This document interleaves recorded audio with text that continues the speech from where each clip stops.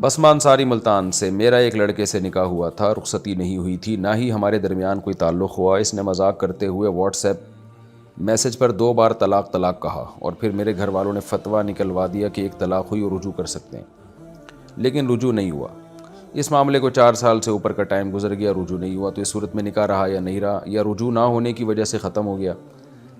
اب وہ لڑکا مجھ سے شادی کرنا چاہتا ہے، لیکن میں نہیں چاہتی، میرے گھر والے بھی میرے ساتھ ہیں، کہتے ہیں کہ جہاں تمہاری مرضی۔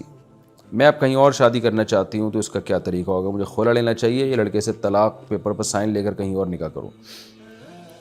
دیکھیں، اگر آپ کا اس لڑکے کے ساتھ نکاح کے بعد تنہائی میں کہیں آپ جمع نہیں ہوئی اس کے ساتھ، تو پھر لڑکے نے جب 2 بار طلاق طلاق کہا، تو پہلی دفعہ جب طلاق کا لفظ کہا نا، تو رخصتی سے پہلے ایک طلاق سے ہی نکاح ختم ہو جاتا ہے اور عدت بھی نہیں ہوتی۔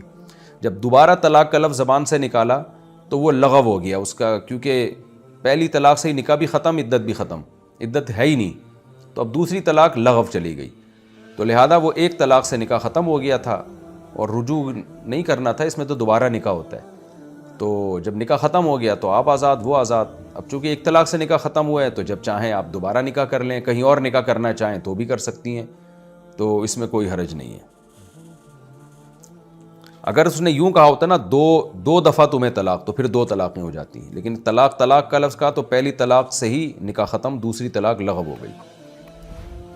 یعنی آپ اس مرد سے بھی دوبارہ نکاح کر سکتی ہیں، کہیں اور بھی نکاح کر سکتی ہیں، لیکن اگر اسی شخص سے کر لیا دوبارہ نکاح، تو پھر آئندہ ان کو 2 طلاقوں کا اختیار رہے گا۔